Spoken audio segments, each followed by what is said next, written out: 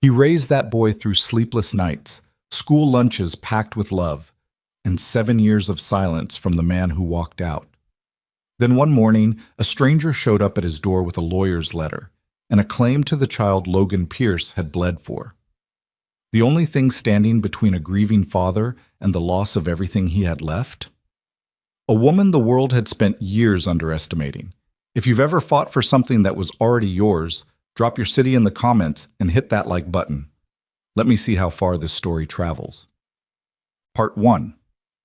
The blind date had been Darnell's idea, which meant Logan had approximately zero confidence it was going to go well. "You need to get out of the house," Darnell had said, leaning against the doorframe of Logan's kitchen with his arms crossed and that look on his face, the one that meant he'd already decided something and was just waiting for Logan to catch up. "Mason's at your mom's. You got no excuse." "I got plenty of excuses." "Name one." Logan had opened his mouth and then closed it again, because the honest answer was, "I'm tired, and not tired in the way you fix with sleep. Tired in the way that settles into your bones after years of doing everything alone." He was 32 years old, and he felt about 57. "One dinner," Darnell said. "You don't like her, you never have to see her again. But you gotta stop acting like your life ended, man." "It didn't." Logan had wanted to argue that, but he didn't have the energy for that argument either. So he'd said fine. He'd put on the gray button-down that Mason once told him looked like a dad trying. He'd driven across town to a restaurant called Harlow's that had cloth napkins and candles, and the kind of ambient lighting that forgave everyone sitting under it, and he'd arrived 7 minutes early because that was the kind of man he was. He was on his second glass of water when she walked in. He recognized her immediately, not because he'd seen a photo, because Darnell hadn't sent one, just a name and a time, but because of the way she moved. There was something deliberate about it, like someone who had learned a long time ago to walk into rooms before the room could decide what to do with her. Victoria Hale was wearing a dark blue dress, and her hair was pulled back in a way that looked like it had taken either 30 seconds or 2 hours, and Logan genuinely couldn't tell which. She was plus size, curvy in a way that the fitted dress made no attempt to hide, and she scanned the room with the expression of someone doing a threat assessment. Their eyes met. She came to the table. He stood up, old habit, his mother's doing, and they shook hands with the particular awkwardness of two adults who are both too old for this and know it. "Logan," he said. "Victoria." She sat down and immediately looked at the menu, which he'd learned meant one of two things. She was either confident or she was buying herself 3 seconds to collect herself. He suspected the second. They ordered drinks. The server disappeared. A silence stretched out between them that wasn't quite comfortable but wasn't unbearable either. And then Victoria set her menu down and looked at him directly. "I want to get something out of the way," she said. He blinked. "Okay." "I don't look like what people expect." Her voice was even, practiced, like she'd said this before and was going to keep saying it until it stopped needing to be said. When someone hears CEO, they have a picture in their head. I'm not that picture. I figured it was better to just acknowledge that, before it becomes the thing we're both pretending not to notice. Logan looked at her for a moment. Then he said, "That must be exhausting." She tilted her head. That clearly wasn't what she'd been expecting. "Having to do that," he said. "Walk into rooms and pre-apologize for yourself. That sounds really exhausting." Victoria opened her mouth and closed it. Something shifted in her face. Not much, just a slight softening around the eyes. "It is," she said finally. "But it's easier than watching someone try to hide their disappointment." "I'm not disappointed. You don't have to say that." "I know I don't have to," Logan said. "I said it because it's true." He picked up his water glass. "For what it's worth, I was told almost nothing about you except your name and that you were impressive. And the impressive part I'm already starting to believe." She studied him for a second like she was checking for the angle. Then, "What about you? What am I supposed to know going in?" "I'm a single dad," he said. "I have an 8-year-old son named Mason. His mother died 4 years ago. I work in structural engineering, which sounds more interesting than it is. I haven't been on a date in," he paused, calculating, "longer than I want to admit out loud." "How long?" 3 years? Victoria raised her eyebrows slightly. "That's a long time." "Yeah." He turned the water glass on the table slowly. After Kara died, I couldn't figure out how to be a person who dated. I was too busy trying to figure out how to be a person who got through the week. He stopped. Sorry, that's heavy for a first dinner. No, she said quietly. It's honest. I'd rather have heavy and honest than light and fake. Logan looked at her. Yeah, he said. Me too. Chat. The food came and went, and neither of them really paid attention to it. They talked. Actually talked. The kind of talking that happens when two people stop performing and just start saying things. Victoria told him about growing up in a household where her mother's first language was ambition, and her second was criticism, and how she'd turned all of that into fuel for building her company, a mid-sized tech consulting firm called Hailstone Group, from scratch at 24. People assumed I'd fail, she said, cutting her salmon into small, even pieces. And for a while I think I half believed them. But then I didn't fail. And instead of it feeling like a victory, it just felt like more pressure. To keep proving the point. What point? That I deserve to be there. She said it simply, without self-pity. I've been proving it for 6 years. I'm tired of it too, if we're being honest. We're being honest, Logan said. She almost smiled. We are. He told her about Kara. Not everything, not the worst parts, but enough. He told her about meeting in college, marrying young, building a life that felt solid right up until the moment it wasn't.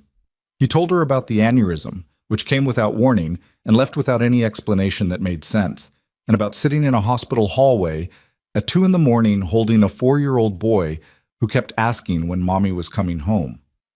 I told him she had to go away, Logan said. I didn't know what else to say. He was 4. He was quiet for a second.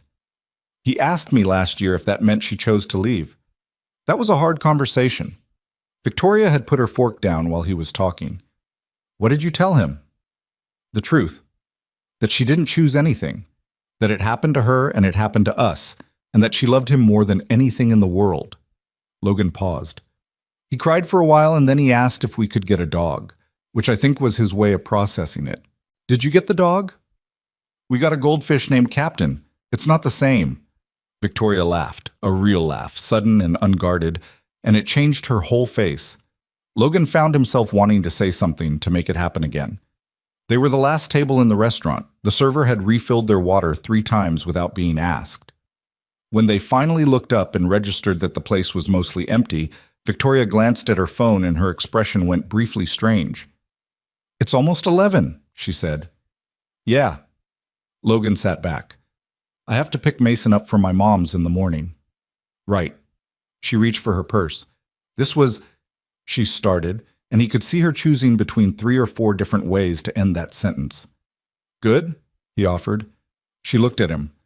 Yeah, it was good. She said it like the word surprised her. Outside the restaurant on the sidewalk, the air had gone cool and the street was mostly quiet. They stood near the entrance with the particular awkwardness of people who aren't sure what comes next. Can I call you? Logan asked. Victoria was quiet for a second. Yeah, she said. You can call me.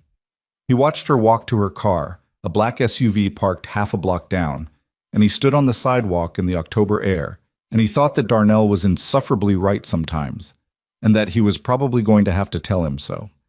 He called her on a Tuesday, 3 days later.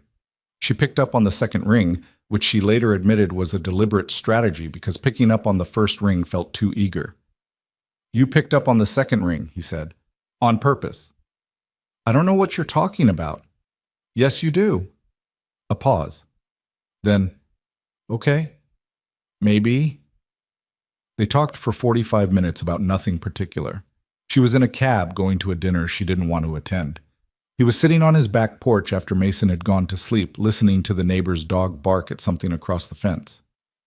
Tell me about him, Victoria said. Mason? Yeah. Logan leaned back in the porch chair and thought about how to describe his kid, which was the kind of question that felt simple and wasn't. He's sharp, he said, like unsettlingly smart for 8. He notices everything. If I'm in a bad mood and I'm pretending I'm not, he'll just look at me. Doesn't say anything, just looks at me until I admit it. That sounds like an old soul. He is. He's also 8, so he'll follow that up by putting a rubber spider in my coffee and thinking it's the funniest thing that's ever happened. Logan smiled at the dark yard. He's been through a lot, but he's a good kid. He's the best person I know, and I know that's what all parents say, but I mean it. You don't say it like all parents say it. How do I say it? Like it's just a fact, not a brag. Logan didn't say anything for a second. He's the reason I keep it together, he said quietly. When Kara died and everything fell apart, he was the reason I got up in the morning. I don't know if that's healthy or not, but it's true. It's human, Victoria said. He heard traffic on her end, a door opening and closing. She'd arrived somewhere.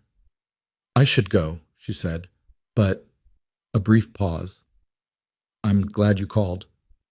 I'm glad you picked up on the second ring. Goodbye, Logan. Goodbye, Victoria. Mom chat. The second date was coffee, which she suggested, and which he interpreted correctly as a lower stakes format. Something that could end in 40 minutes if it wasn't working, or extend indefinitely if it was. It extended 3 hours. They met at a place called Decker's on a Saturday morning, and Logan showed up with Mason because his mother had a hair appointment that ran long, and he'd spent approximately 30 seconds debating whether to cancel before deciding against it. He texted Victoria one warning message. My son ended up with me this morning, totally fine to reschedule, and she replied within 2 minutes. Bring him. I'd like to meet him. Mason, upon being informed that they were meeting someone, processed this information with the solemn focus of a small person who took things seriously. Is she your girlfriend? No, we went on a date. I'm seeing if I like her. How do you know if you like her? You talk to her. You see how it feels. Mason considered this. Can I help? No. I could ask her questions. Please don't ask her questions. Mason asked her questions. Victoria, to her complete credit, answered all of them. The questions included whether she had ever broken a bone, left wrist, age 11, falling off a trampoline, what her favorite animal was, octopus, for reasons she explained in detail, whether she thought space was infinite or just really big, she said she didn't know, which Mason appreciated more than a confident wrong answer, and what the worst thing she'd ever eaten was tripe at a business dinner in Portugal, swallowed without chewing to be polite. Mason had laughed at the tripe story with his whole body, the way kids do when something strikes them as purely funny without layers. Victoria looked at Logan over the top of Mason's head, and Logan looked back at her, and something passed between them that neither of them named. On the walk back to the parking lot, Mason slipped ahead to kick a pine cone down the sidewalk, and Logan walked beside Victoria, with their shoulders almost touching. He's amazing, she said. I know. You didn't oversell it. I never oversell things. She glanced at him sideways. You're pretty low-key about everything, aren't you? It's exhausting to be high-key all the time. I'm high-key about everything, she said. It's exhausting. I know, you mentioned. She bumped his shoulder with hers lightly, almost involuntarily, and then looked forward again. Logan thought about taking her hand and didn't, because it was too soon and he was too careful for that, but he thought about it. Weeks went by. The shape of what was happening between them didn't have a name yet, but it took up space. Victoria started texting him at odd hours. Not romance novel texts, not thinking of you at midnight, but things like my VP of operations just quit via email, and I need to complain to someone who isn't an employee, or why is it so hard to find decent takeout sushi? Is this a systemic failure or just long day with nothing after it? Just those 2 words dropped into the conversation like she was putting them down somewhere safe. He always replied. He wasn't someone who'd spent a lot of time thinking about what he needed from another person, because for a long time the question hadn't seemed relevant. But he noticed that he looked forward to her texts. He noticed that when something small and irritating happened at work, a contractor who submitted the wrong specs, a meeting that could have been an email, his first impulse was to tell her. He noticed that Mason asked about her on days they weren't seeing her. Is Victoria coming this weekend? I don't know yet. Can we ask her? I'll mention it. That's not the same as asking. Mason. I'm just saying. She came on a Sunday. She showed up with groceries because Logan had mentioned offhandedly that he'd been surviving on freezer meals, and she had looked at him with an expression that clearly indicated this was not acceptable. She made pasta with a vodka sauce from scratch, Not from a jar, from actual ingredients, while Mason sat on the kitchen counter and handed her things when she asked for them with the authority of someone who had decided this was his job now. Logan leaned against the counter across from them and watched, and something ached in him in a way that wasn't bad. Something that felt like the very slow return of something he'd stopped expecting. "You're staring," Victoria said without looking up from the pan. "I'm not staring. Dad stares when he's thinking," Mason informed her. "What are you thinking about?" she asked, still not looking. Logan said, "I don't know yet," which was honest enough. She looked up then, briefly, and the look was quick and unreadable, and then she looked back at the pasta. "Dinner in about 10 minutes, she said. Right. The dinner was good. The pasta was genuinely excellent, and Logan said so, and Victoria waved it off in a way that didn't fully hide that she was pleased. Mason ate 2 plates and declared it way better than the freezer stuff, which was not the most graceful compliment but landed as one. They sat at the kitchen table until the food was gone, and then past that, talking and not talking in the comfortable overlap of people who have started to figure out how to be in the same room. Logan washed the dishes. Victoria sat at the table with a glass of wine and watched the backyard through the window. Mason had disappeared upstairs to take a shower, loudly, because he narrated things, one of those quirks Logan had stopped noticing, and the kitchen was quiet. "I keep waiting for this to go wrong," Victoria said. Logan turned off the faucet, turned around. "What do you mean?" "This." She gestured at the kitchen, at him, at something general. "It's good. It feels good, and I don't entirely trust that." She said it without self-pity, just the matter-of-fact way she said most things. In my experience, good things have a habit of revealing their catch eventually. Logan dried his hands on the dish towel and came and sat across from her. "What's the catch been before?" She turned the wine glass slowly. "Men who thought the CEO thing was interesting until it wasn't. Men who wanted me to be more manageable," she paused. "Men who said the right things and then made it clear they meant them conditionally." Conditionally. "On me being different than I was." She looked at him directly. "I'm not saying that's what this is. I'm just telling you the pattern." Logan was quiet for a second. "I'm not interested in you being different than you are," he said. "For whatever that's worth." "Why not?" She said it like a real question, not a test. "Most people want to adjust other people. You don't seem to do that." "I spent 4 years being adjusted by grief," he said. "I don't have a lot of energy left over for trying to adjust anyone else." Victoria looked at him. Something in her face went quieter and more settled. "Okay," she said. "Okay. Okay." She picked up her wine glass. "I'm still waiting for the catch, but I'm willing to keep not finding one." Upstairs, Mason was still narrating his shower. Something about sea creatures. Logan could hear the words octopus and fortress. And the sound of it was so ordinary and so specific and so exactly the kind of thing Logan had spent years building around himself, like a shelter that he almost couldn't stand how good it felt to have someone else sitting in it. She met his mother on a Wednesday, which was an accident. Victoria had stopped by after work to drop off a book Mason had expressed interest in, and Logan's mother, Barbara, had decided to swing by unannounced with a pot of soup, as she periodically did. The two women sized each other up over Barbara's soup pot in the entryway. Logan stood to the side and prepared for the worst. Barbara Pierce was 61 years old and had the particular quality of someone who always said exactly what she thought, which was either her best trait or her worst, depending on the day.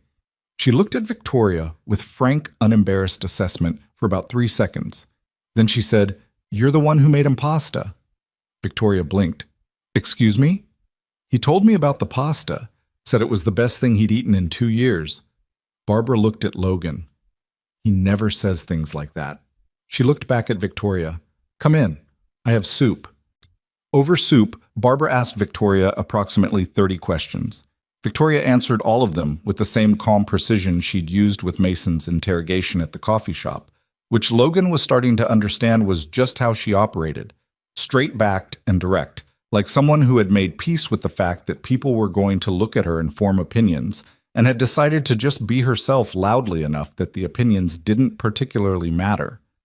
At some point, Barbara reached across the table and patted Victoria's hand once, firmly. Good, Barbara said. You're a real person. Thank you? It's a compliment. Logan keeps bringing home people who are trying to be something. You're just... She made a gesture. What you are. Logan put his face in his hands. Victoria looked at him over his hands. Is she always like this? Yes, he said from behind his hands. I like her. I figured you would. Barbara refilled everyone's soup without being asked, and the evening went on, and somewhere around 9 o'clock, Logan sat in his kitchen with his mother on one side and Victoria on the other, and Mason doing homework at the corner of the table with his tongue stuck out in concentration, and the particular ordinary fullness of it sat in Logan's chest like something he hadn't dared name yet, but was starting to believe. What? It was Darnell who said it first. They were at the gym, a Tuesday morning before work, and Logan had apparently made some facial expression without realizing it while checking his phone. You're different, Darnell said. I'm the same. You smiled at your phone. You don't smile at your phone. Logan put the phone in his pocket. I smile at things. You smile at Mason. You smile at your mom being embarrassing. You do not smile at your phone. Darnell set down the weight he'd been holding. You're falling for her. Logan didn't say anything. Man, Darnell said, with something in his voice that was satisfaction, but also something quieter, something that sounded like relief. I'm not trying to jinx it. I'm just glad. Okay? You were not doing great. I was fine. You were surviving. That's not the same as fine. Logan picked up a weight he didn't need. Yeah, he said. She's different. Different how? She doesn't need me to be anything I'm not. And I don't need her to be anything she's not. He searched for it. It's like having room to breathe. I forgot what that felt like. Darnell nodded slowly. You tell her that? Not in those words. You should probably tell her that. I'll get there. He got there on a Friday night, in Victoria's apartment, on her couch, with a TV on something neither of them was watching, and he told her approximately that, not in a big speech, not with production value, just quietly and without looking away. That being with her felt like room, that he'd forgotten what that was. Victoria was quiet for a moment, then she said, I've never had anyone say anything like that to me. What do people usually say? She thought about it. Things about my success, my ambition, my drive. She turned to look at him. Nobody ever said it felt like room. It does, Logan said, but for me it does. She looked at him for a long moment, and then she leaned her head against his shoulder, and he put his arm around her, and the TV played something in the background that neither of them registered, and nothing was fixed or resolved or certain, but in that particular hour on that particular couch, something settled between them that felt like the beginning of a promise. He didn't know what was coming. He had no reason to know. The 4 years since Kara's death had been hard, but they had been his and Mason's, a life built carefully from wreckage, nothing owed to anyone.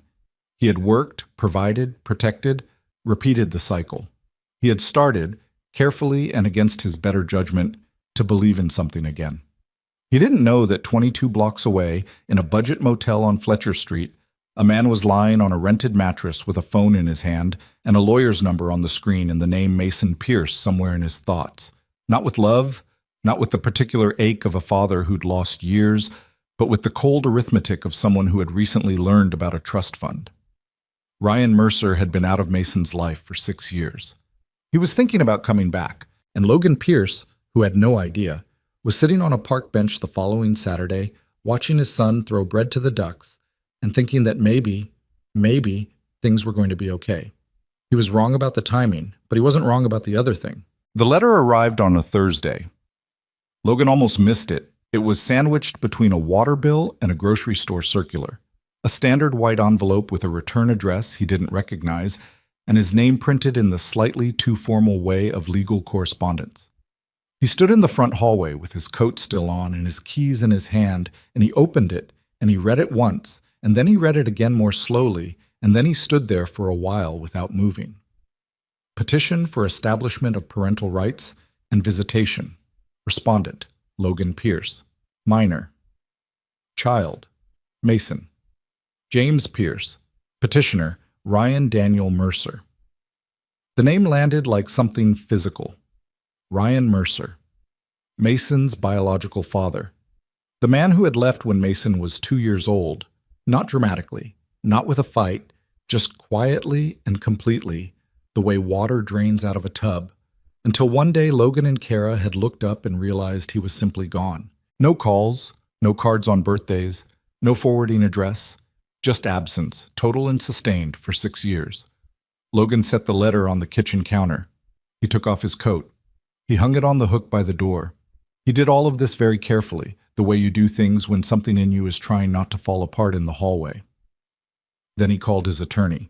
Sandra Cole had handled the paperwork when Logan formally took over as Mason's sole legal guardian after Kara's death. She was 54, direct in the way of someone who had spent decades watching people's worst moments unfold across conference tables, and she did not traffic in reassurances she couldn't back up. "I got a copy today," she said when she picked up. "I was going to call you tonight." "What does it mean?" "Legally." "It means he filed. It means there's going to be a hearing. It means you need to come in tomorrow morning." A pause. "It doesn't mean he wins anything, Logan. It means he showed up. That's different from winning. He abandoned his son for 6 years." "I know." "He's never once, not a birthday, not a school picture, not a phone call." "I know," Sandra said, and her voice was even but not unkind.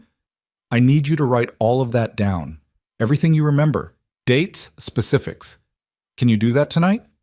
He said yes.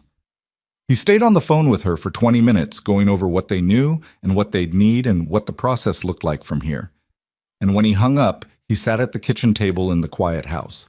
Mason was at a sleepover at his friend Oliver's, which Logan was now retroactively grateful for, and he put his head in his hands. He sat like that for a while. Then he picked up his phone and called Victoria. She picked up on the second ring. "Hey," she said, and then, "What's wrong?" He hadn't said anything yet. She'd heard it in the silence. "Mason's biological father filed for parental rights," Logan said. A beat of quiet. Then, "Tell me." So he did. He sat at the kitchen table and told her the whole thing, the letter, the call with Sandra, the name he hadn't heard spoken in 4 years. Victoria listened without interrupting, which was not her default mode, and he appreciated it. When he finished, she said, "Where are you right now?" "Kitchen." "Have you eaten?" "No." "I'm coming over." "You don't have to." "Logan," her voice was firm without being harsh. "I'm coming over. Don't argue with me about it." He didn't argue. She arrived 40 minutes later with Thai food from the place on Clement Street, which she'd learned he liked after a conversation 3 weeks ago that he'd half forgotten. She let herself in with the key he'd given her the week before.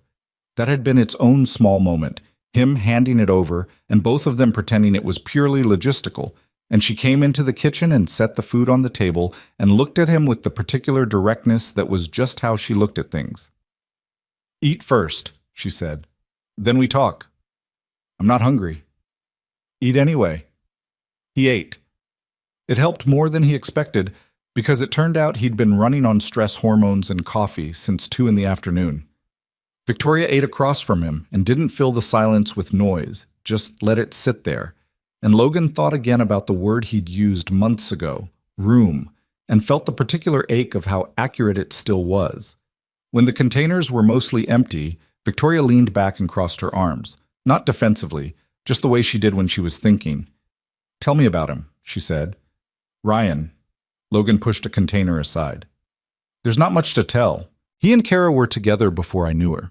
They dated for about 2 years. She got pregnant. He stuck around for the first 2 years of Mason's life, and then he didn't." Logan turned his water glass. "Kara said he was never really there, even when he was there.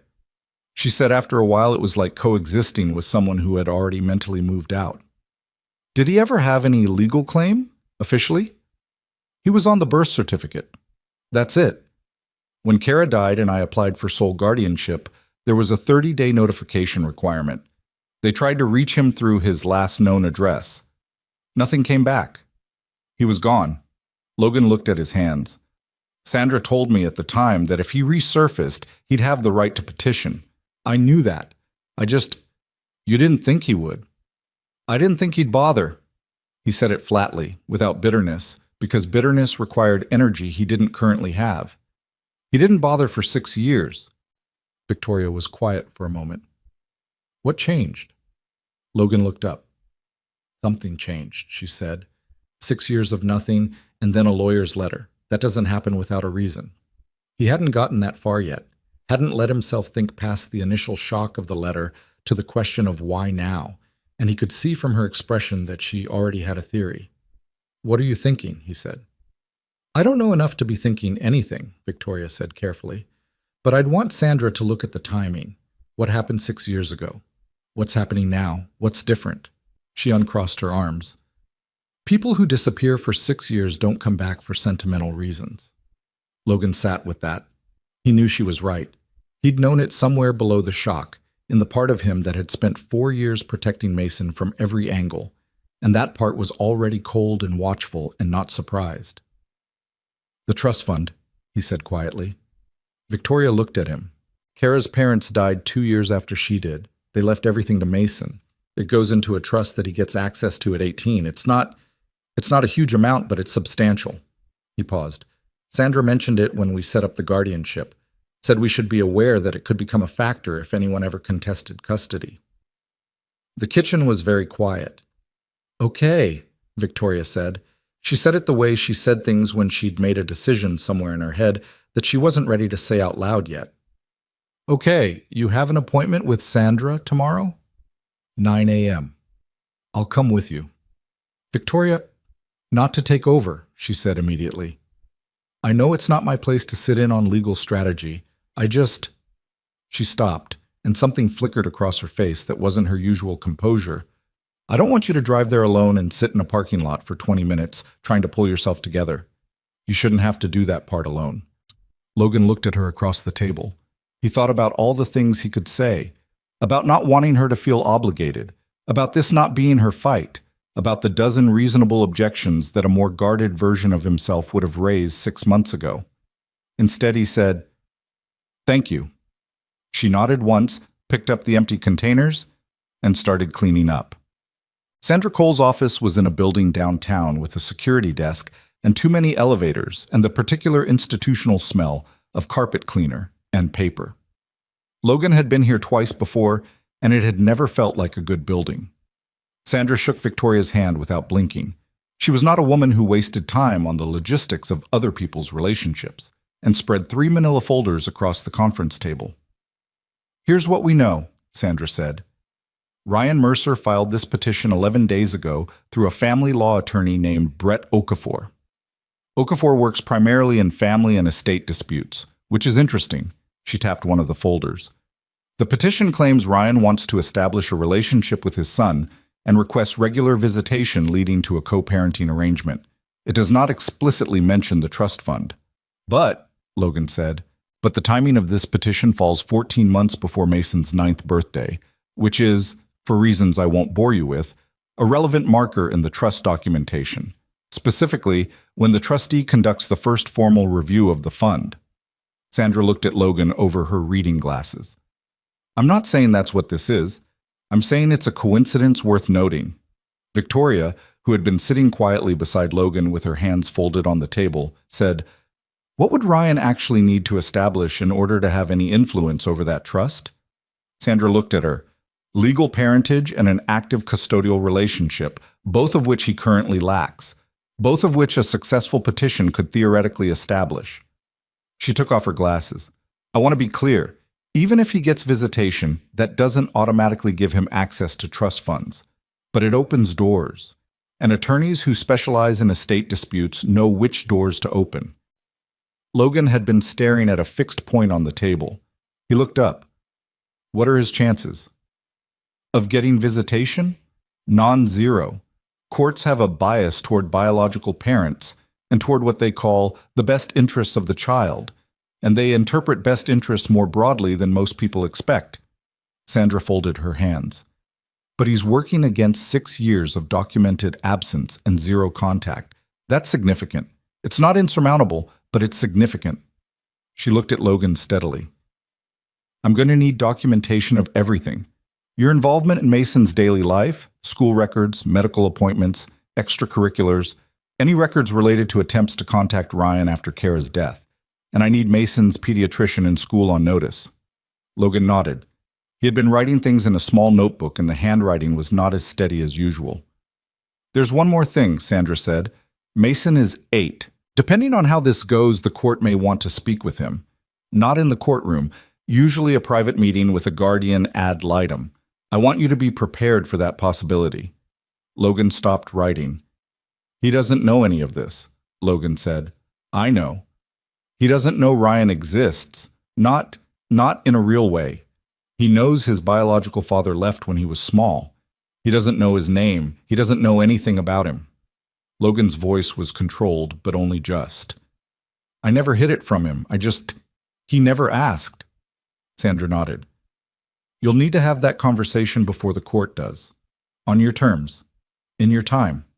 But soon. Logan closed the notebook. Outside the office, in the hallway by the elevators, Victoria stood beside him and didn't say anything while he looked at the elevator buttons for a moment. Then she said, You okay? No. Yeah. She pressed the elevator button.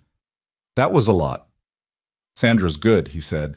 She's the best person for this. I know that. She is, Victoria agreed. She also looked at me twice when I asked about the trust, which means she's already thinking about angles I haven't thought of. The elevator arrived. They got in.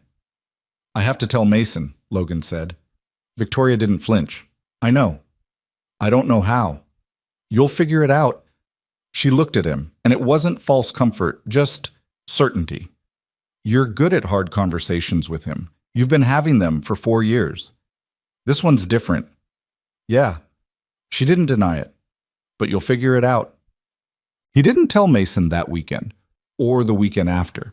He kept telling himself he was waiting for the right moment, and the right moment kept not materializing, and Victoria didn't push him on it because she understood that some things needed to land on their own time, but she also quietly started doing things. She mentioned to a contact at Hailstone who worked in corporate investigations that she might need some background research done off the books, something preliminary, nothing formal. She said it the way she said business things, matter-of-fact and without drama, and she didn't tell Logan about it yet because there was nothing to tell. She was also watching Mason, not in a clinical way, in the way of someone who had started to care about a person and was paying attention. She noticed that Mason had started sleeping with his bedroom door cracked instead of closed, and that he'd been quieter at dinner on Tuesday, and that when she'd been helping him with a school project on Wednesday evening, he'd said out of nowhere, "Do you think some dads are just bad at being dads?" Victoria had set down the glue stick. "What makes you ask that?" she said. Mason shrugged with the studied casualness of a kid who had a real reason for the question. Oliver's dad left, moved to another city. Oliver said it wasn't about him, but I don't know if he believes it. It wasn't about him, Victoria said. How do you know? Because kids don't make adults leave. Adults make adults leave. She kept her voice even. That's a grown-up choice made for grown-up reasons that have nothing to do with the kid. Mason absorbed this. He peeled a small strip of backing off a piece of foam and pressed it onto the cardboard. My biological dad left too, he said, not looking up. My real dad's the one who stayed. Victoria's chest did something complicated. Yeah, she said quietly. He is. Mason looked up then, briefly. Do you like him? Your dad? Yeah. Very much, Victoria said. He's one of the best people I've met. Mason considered this with the gravity he brought to most things, then nodded once and went back to the project. Good, he said. He's been less sad this year. Victoria didn't trust herself to say anything after that, so she just helped him press down the foam piece until it stuck. Logan finally told him on a Sunday night. He sat on the edge of Mason's bed after lights out, which was their usual time for the conversations that mattered. Something about the dark made certain things easier to say. Mason was lying on his back, looking at the glow-in-the-dark stars on his ceiling, a constellation Logan had put up 4 years ago that was only loosely accurate. I need to tell you something, Logan said. Mason's eyes didn't move from the stars. Is it something bad? It's something complicated. A pause. Is Victoria sick? No, no, Victoria's fine. Everybody's fine. Logan looked at his hands, then at his son. Do you remember a while ago when you asked about your biological father? The man who was with your mom before you were born? Mason was quiet for a moment. I remember you said he moved away. That's right. He left when you were 2. You were too young to remember him. Okay. Logan took a breath. He's contacted a lawyer. He's asking a court if he can spend time with you. The room was very still. Mason turned his head slowly and looked at Logan. Why? I don't know his reasons exactly. We're going to find out. I don't know him. Mason said it with a precision that was almost adult. He's not my dad. You're my dad. I know, and I'm not going anywhere. I need you to know that before anything else. Logan held his gaze. Nothing about this changes who your dad is. That's me. That's not changing. Mason looked back at the ceiling. His jaw was set in a way Logan recognized, the way Mason held his face when he was trying not to let a feeling show. Are they going to make me go with him? He asked. I don't know what's going to happen yet. Sandra, the lawyer who helps us, she's working on it. What if I don't want to? Then you tell the people who ask. Your voice matters in this. Does it matter enough? The question sat in the dark between them, and Logan felt it in the way you feel something that you don't have a clean answer to. And he'd learned a long time ago that Mason could tell when he was being managed instead of told the truth. I'm going to fight for you, Logan said. That's what I know for certain. The rest, I'm not going to lie to you and tell you I know exactly how it goes. But I know I'm not going to stop. Mason was quiet for a long time. Then he said, Victoria knows. Yes. Is she helping? Yes. Another pause. Good, Mason said. He sounded like someone who had added an item to a mental checklist and drawn a line through it. Then we have 3 people. Logan sat on the edge of his son's bed for another few minutes after that, not saying anything, and Mason didn't ask him to leave. Upstairs, the house settled around them, the small sounds of a life built carefully, radiator ticking, a car passing outside, and Logan looked at the plastic stars on the ceiling that barely glowed anymore, most of the luminescence worn out of them over the years, and he thought that some things kept showing up even when the light was mostly gone. He sat there until Mason's breathing evened out. Then he went downstairs, picked up his phone, and texted Victoria. Told him. She replied in under a minute. How'd he take it? Logan thought about it. He typed, like Mason. Her reply came back. Then he's going to be fine. So are you. He put the phone down on the counter and stood in the kitchen for a while in the quiet, and he didn't feel fine exactly, but he felt something steadier than he had in weeks. The particular steadiness of a man who knows what he's standing on, even when what's coming is still out of view. The investigator Victoria hired was named Denise Farrow, and she operated out of a 2-room office above a dry cleaner on Market Street with a filing system that looked like chaos and apparently was not. Victoria had used her once before, 3 years ago, when a potential business partner had turned out to have a history of fraudulent contracts that his LinkedIn profile had not mentioned. Denise had delivered a 40-page report in 72 hours. Victoria trusted her the way she trusted very few people, not because Denise was warm or easy to be around, but because she was precise and she did not dress things up. She told Logan about Denise on a Monday evening, sitting at his kitchen table with a cup of coffee she hadn't touched. Logan looked at her for a moment. You already hired someone. Preliminary research only, nothing invasive, public records, financial filings, court history. Victoria held his gaze. I should have told you before I did it. I'm telling you now. He was quiet. She'd learned to read his silences. This one wasn't anger. It was the particular stillness of a man recalibrating. What did she find? He said. Enough to want more. Victoria turned the coffee cup on the table. Ryan Mercer has filed for bankruptcy twice. Once 7 years ago, once 3 years ago. The second time he listed debts to 4 different individuals. Personal loans, not institutional. He's been working contract jobs, nothing steady. His most recent known address before the motel on Fletcher was a shared house in Sacramento. She paused. His attorney, Brett Okafor has represented clients in 3 estate-related custody disputes in the last 5 years. 2 of those cases involved minor children with inherited assets. Logan set down the pen he'd been holding. "Sandra needs to see this," he said. "I already forwarded it to her this morning. She called me at noon." Victoria looked at him directly. "She said it corroborates the theory, but it's not proof. We need something that connects Ryan specifically to the trust, evidence that he knows about it, that it's the reason he filed." "How do we get that?" "Denise is working on it." Victoria picked up her coffee finally, took a sip.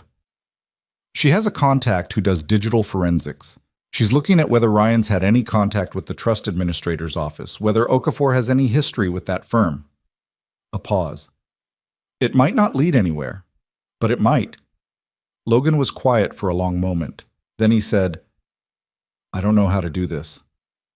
"Do what?" "Let someone else carry part of it." He wasn't looking at her. He was looking at the table, at the pen he'd set down. "I've been the only one handling things for so long. Mason, the money, the decisions. It's just, that's how it's been." "I know," Victoria said.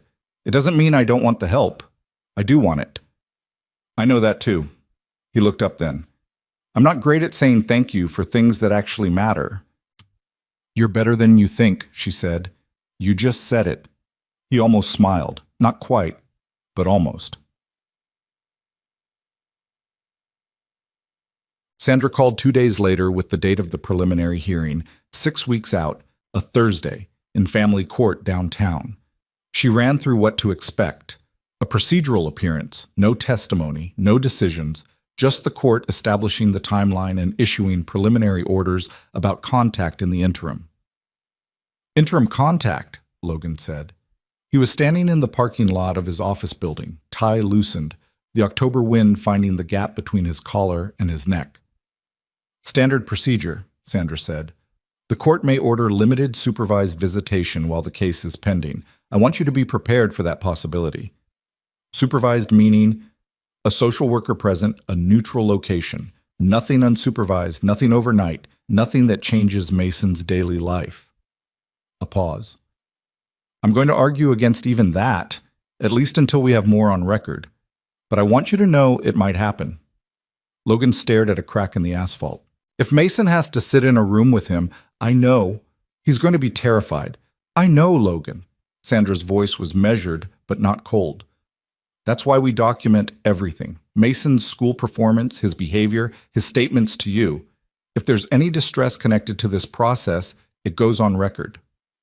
He got back in his car and sat in the parking lot for 15 minutes before he could make himself drive. Mason had been different since the conversation in his bedroom. Not dramatically different. He still ate 2 plates of everything, still left his sneakers in the middle of the hallway where they were a tripping hazard, still narrated things while doing them in that running internal monologue that occasionally became external. But there was something watchful in him now, a slight tension around the eyes that Logan recognized because he'd seen it before, 4 years ago, in the weeks after Kara died, when Mason had been too young to fully understand what had happened, but old enough to feel the shape of it. He asked questions in the car, usually. Something about being in motion made the harder questions easier for him. On the way to school on a Wednesday, he said, "Is he going to come here, to the house?" "No," Logan said. "Never to the house." "To my school?" "No, he can't contact you without going through the court." Mason looked out the window at the passing houses. "What does he look like?" Logan hadn't been expecting that one. "I don't know. I never met him." "Mom never talked about him?" "A little. Not much." Mason was quiet for a block. "Do I look like him?" Logan glanced over. "You look like your mom. Mostly." "Mostly?" "A little like nobody in particular," Logan said. "You kind of just look like you." Mason accepted this. Then, as they pulled into the school drop-off loop, "Dad? Yeah. I don't want to meet him." Logan put the car in park. He turned and looked at his son, 8 years old, backpack straps even on both shoulders, that particular set to his jaw. "I hear you," he said, "but I might have to." "I don't know yet." "If I have to," Mason said carefully, "can you be there?" "I'll do everything I can to be in the building." Logan held his gaze. "I can't promise to be in the room." but I will be in the building. Mason looked at him for a moment, weighing this with the seriousness he brought to most things. Then he nodded, pushed open the car door, and climbed out. He was halfway to the entrance when he turned back. "Tell Victoria I said hi," he called. "Tell her yourself, she's coming for dinner." Mason's face did the thing it did. Not a big smile, just a settling, like a room coming into focus, and then he turned and went inside. Logan sat in the drop-off loop until the car behind him honked. Victoria was at the office when her assistant knocked on the glass door of the conference room and said, "There's someone in the lobby asking for you. He doesn't have an appointment." She was mid-call with a client in Denver and she held up one finger. Her assistant, 26, efficient, not easily rattled, looked rattled. "He says his name is Ryan Mercer," her assistant said. "He says he knows you're involved with Logan Pierce." Victoria ended the call without a proper goodbye, which she had never done before in 6 years of running Hailstone. She came out of the conference room and walked to the lobby with her arms at her sides, and her face arranged into the expression she used for negotiations she didn't intend to lose. The man sitting on the lobby bench was maybe 35, lean in the way of someone who'd been through some rough years, wearing a jacket that was trying too hard. He stood up when he saw her. "Ms. Hale," he said. "You have about 30 seconds to explain why you walked into my office," Victoria said. Her voice was level. "Start talking." Ryan Mercer had the particular quality of someone who'd rehearsed this and found that the rehearsal hadn't prepared him for the actual room. He glanced at her assistant, who had not moved. "I just wanted to talk," he said. "I'm not trying to cause trouble. You filed a legal petition against the man who raised your son for 6 years. You're already causing trouble." She did not sit down. She did not invite him to. "What do you want?" He looked at her for a moment, recalculating. "I want to know my son." "No, you don't," Victoria said. Something shifted in his face. "You don't know anything about... I know you haven't contacted Mason in 6 years. I know you have 2 bankruptcies on record. I know your attorney specializes in estate disputes." She kept her voice even. "I know the trust fund review is 14 months out." She watched his expression and saw the thing she was looking for, a small tightening around the eyes, the involuntary tell of someone who's been seen. "There it is," she said quietly. Ryan's jaw worked for a second. "I have rights." "You have a legal filing. That's not the same thing as rights." She held his gaze. "I'm going to ask you to leave now. If you come to my office again, I'll have you removed. If you attempt to contact Mason directly, that goes on the court record immediately." She paused. "And Ryan, whatever you think this is going to get you, it's not going to get you that." He left. Victoria stood in the lobby until the elevator doors closed, and then she walked back to her office and shut the door and sat down at her desk and put her hands flat on the surface and breathed. Her assistant knocked 30 seconds later. "Are you okay?" "Yes," Victoria said. "Get me Denise Farrow on the phone." She told Logan that evening. All of it, the lobby, the conversation, the look on Ryan's face when she'd mentioned the trust.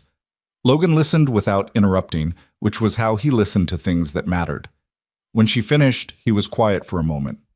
"You confronted him alone," he said. "He came to my building." "I know, but..." Logan stopped.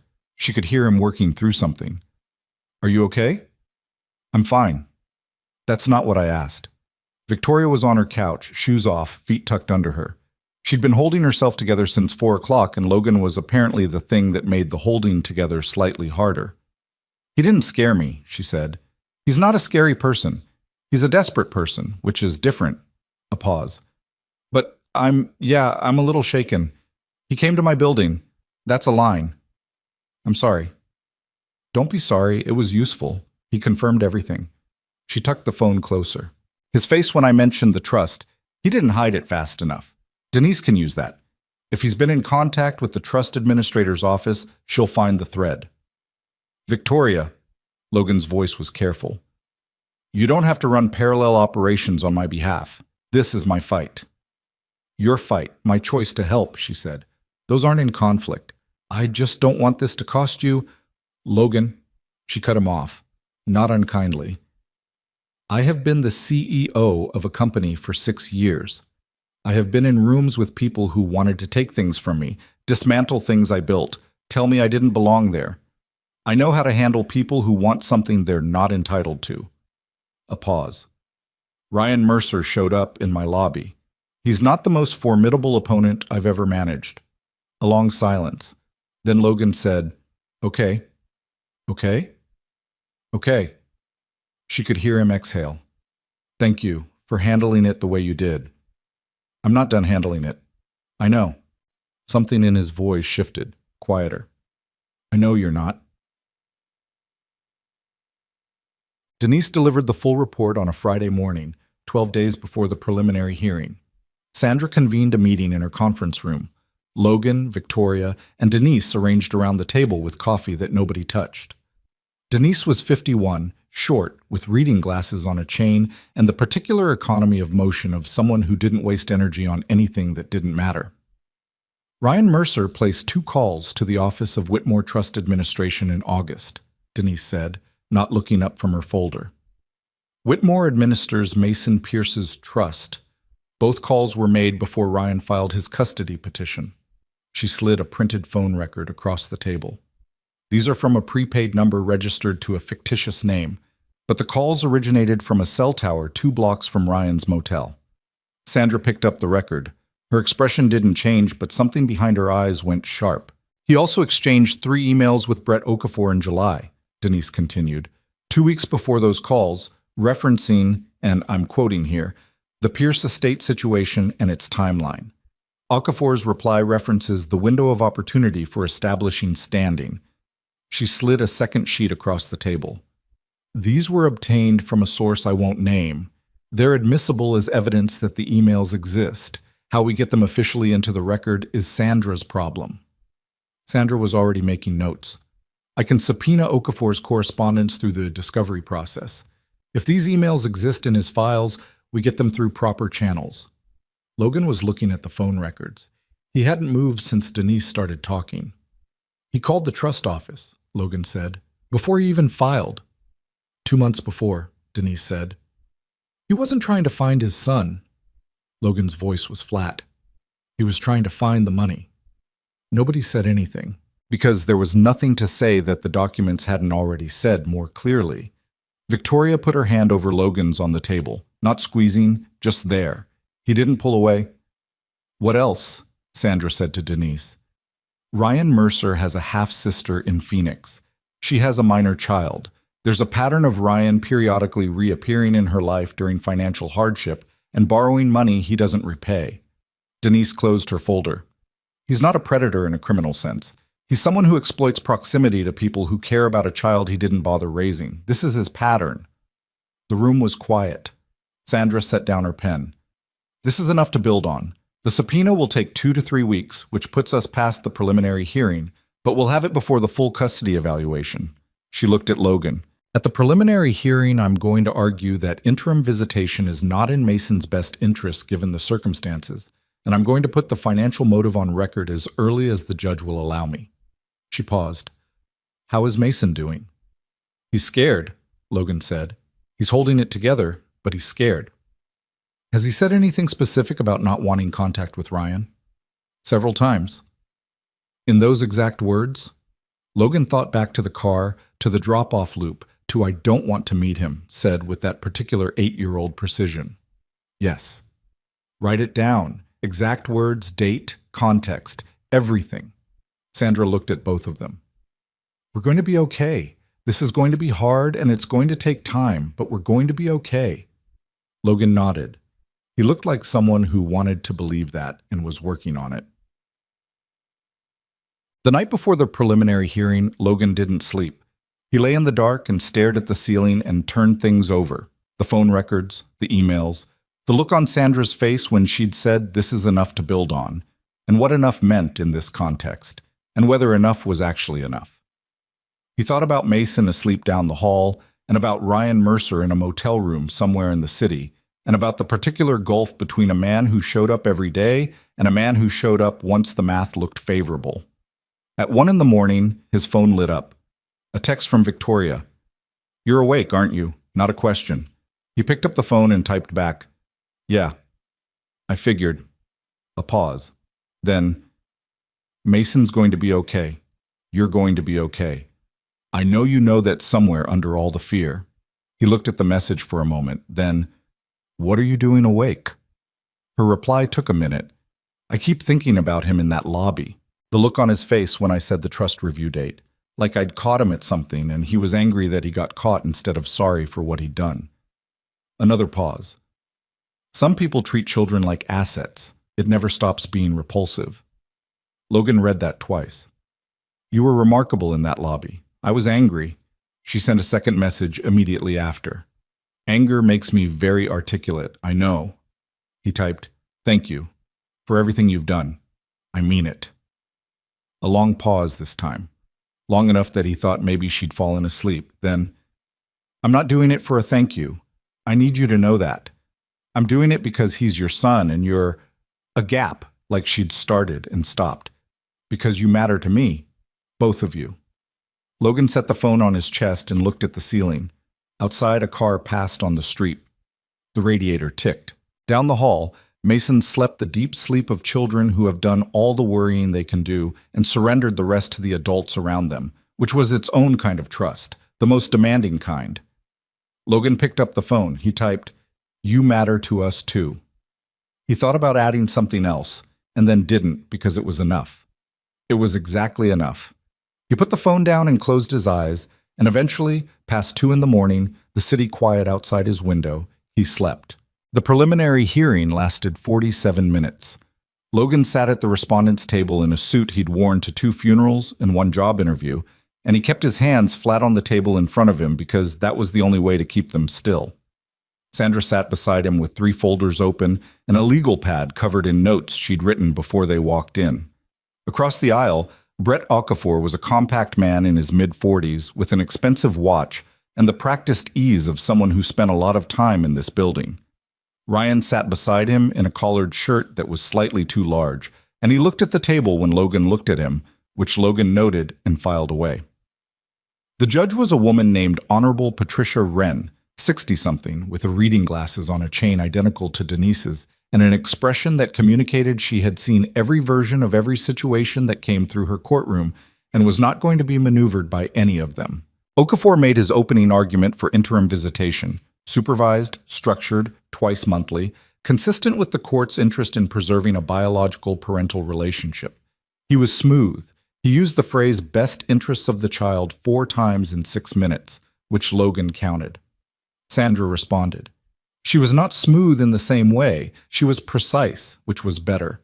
She laid the 6-year absence on the record with specific dates. She noted that Mason had never met the petitioner and had no established relationship with him. She referenced Mason's expressed wishes, which Logan had documented in writing. She noted, carefully and without overstatement, that the timing of the petition relative to the trust fund review raised questions about the petitioner's motivations that the court should consider before placing any burden of contact on an 8-year-old child. Okafor objected to the trust fund characterization. Judge Wren overruled him without looking up from her notes. The interim ruling came at the end. No unsupervised contact, no direct contact of any kind until the full custody evaluation was complete. A guardian ad litem to be appointed within 30 days to represent Mason's interests, and a full hearing scheduled for 8 weeks out. Interim visitation was denied pending the evaluation. Logan exhaled so slowly he hoped nobody heard it.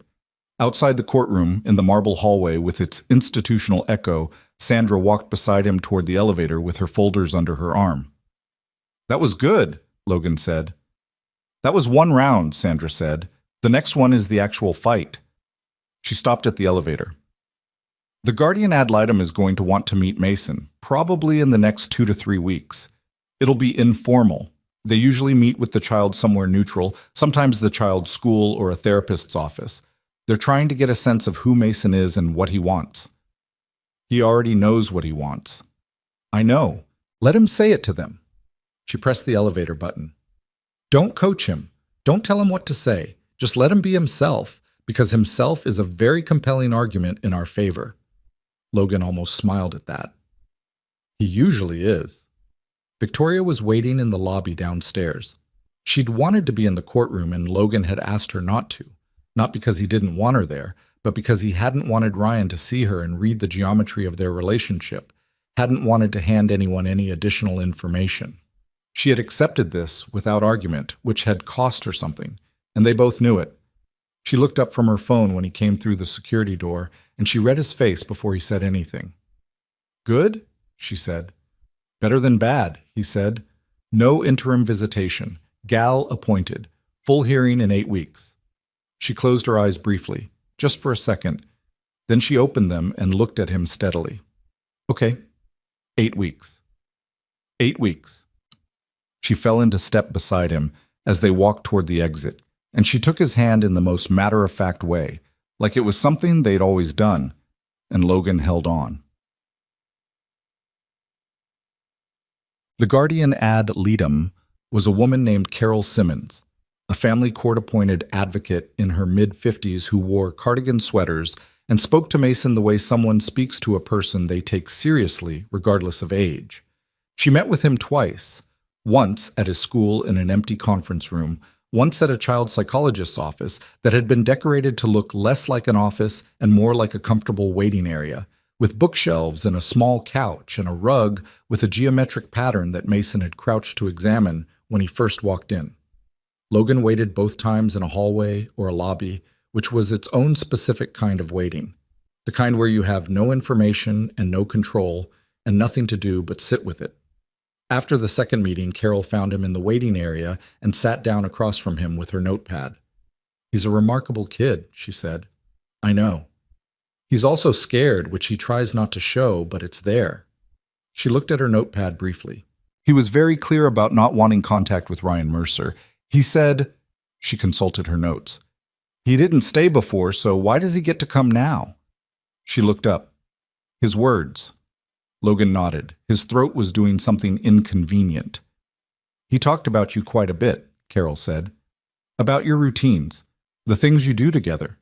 He mentioned," a brief almost smile, "something about a goldfish named Captain. It was supposed to be a dog."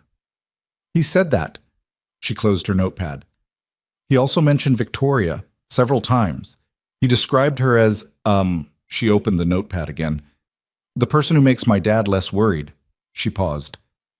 "He said she makes the house feel full." Logan pressed his thumb against the edge of his chair. "I'm going to be honest with you," Carol said. "In my report, I'm going to recommend strongly against any forced contact between Mason and Ryan Mercer at this time. Mason has no relationship with the petitioner, has expressed clear and consistent wishes against contact, and has a stable, established home environment with a primary caregiver who has been present and consistent for his entire life." She met his eyes. "My report will support your position." Logan said, "Thank you. It came out a little rough." "Don't thank me. I'm just reporting what I found." She stood up. "The full hearing is in 5 weeks. Make sure Sandra has my report by Thursday." 3 weeks before the hearing, Sandra called Logan at 7 in the morning.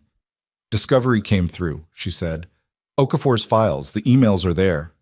Logan was standing in the kitchen in a t-shirt and sweatpants, the coffee still brewing. "The ones Denise found. The ones referencing the trust timeline. All 3 of them, plus 4 more we didn't know about." A pause.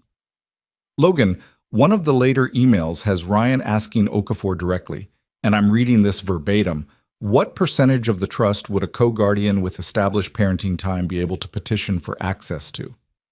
She let that sit for a second. That email was sent 9 days before he filed the custody petition. The coffee maker beeped. Logan didn't move. "He wrote it down," Logan said. "He wrote it in an email to his attorney, which is not the behavior of someone exercising great judgment."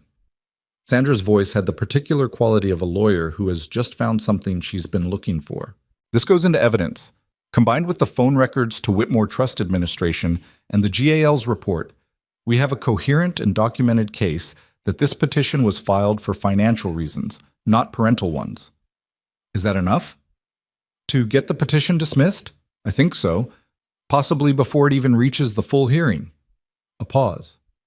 "I'd like to request a pre-hearing conference with Judge Wren and present this evidence. If she sees what I think she's going to see, she may give Ryan's attorney the opportunity to voluntarily withdraw before the full hearing."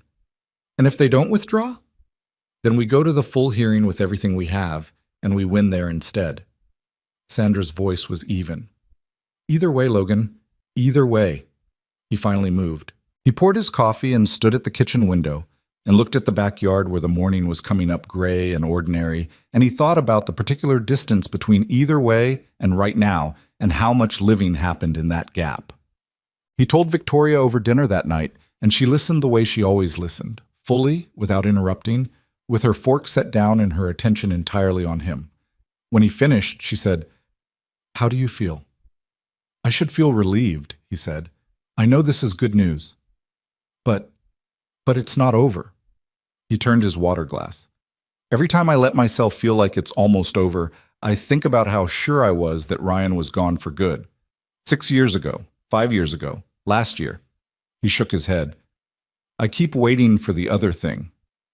"That's called having been through something," Victoria said. "That's not a flaw. That's just you've been through something and your nervous system remembers it. I don't want to be someone who can't let himself feel okay when things are actually okay." "You're not there yet," she said, not unkindly. "But you're getting there." She picked up her fork again. "You called me when you got the letter. You let Sandra do her job. You let me help. You let Mason tell Carol what he actually felt instead of protecting him from his own feelings." She looked at him. "That's not a man who can't let people in. That's a man who's learning to." Logan looked at her across the table. "You've thought about this a lot." "I think about a lot of things. It's a problem." She took a bite of her food. "You're in my top 10, so—" "Top 10? Top 5, don't push it." He laughed, a real one, sudden enough that it surprised him, and Victoria looked quietly pleased in the way she always did when she'd gotten a real laugh out of him, like it was a thing she'd worked for and was satisfied to have achieved. The pre-hearing conference was on a Wednesday. Logan wasn't present.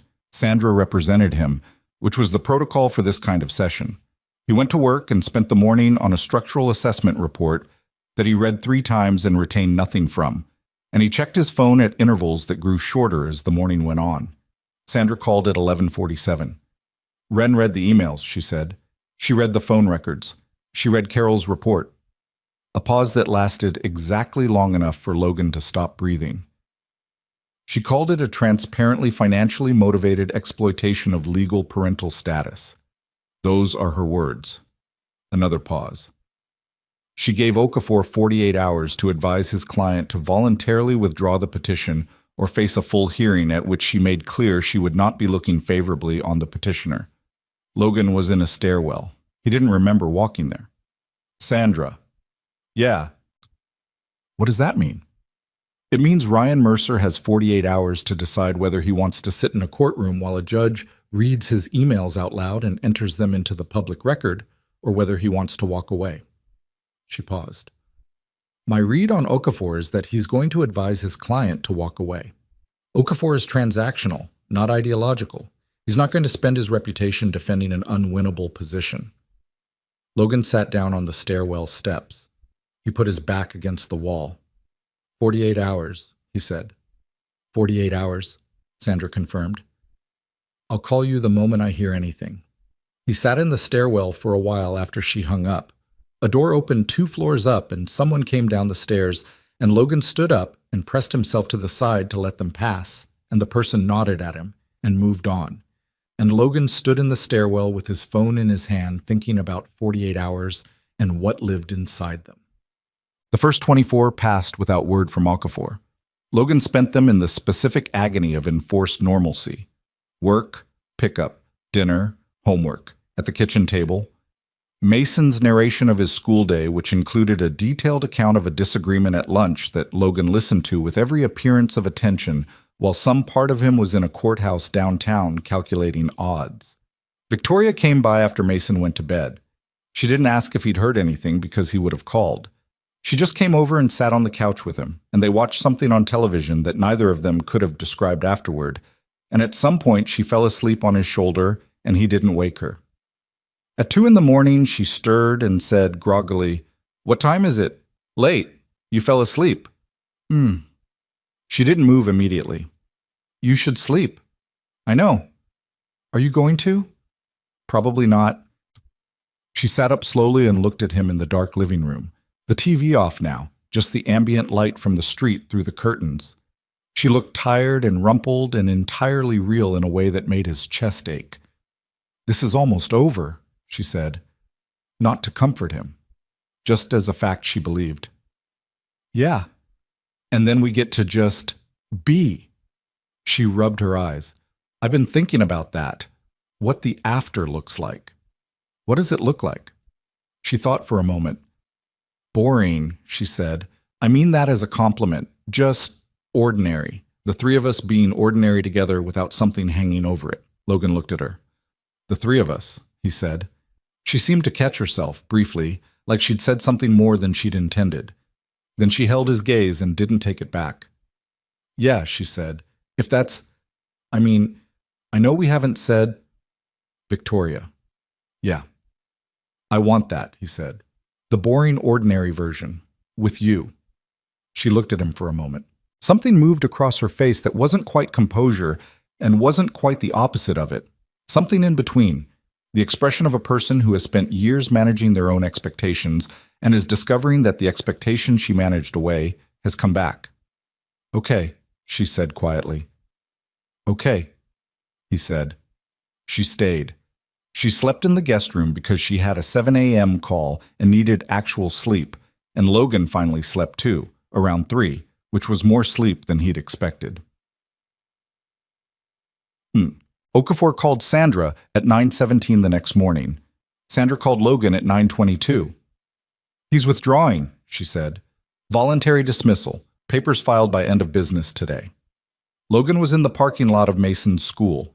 He'd dropped Mason off 10 minutes ago, was still sitting in the lot with the engine running for no reason he could explain. "It's over?" he said.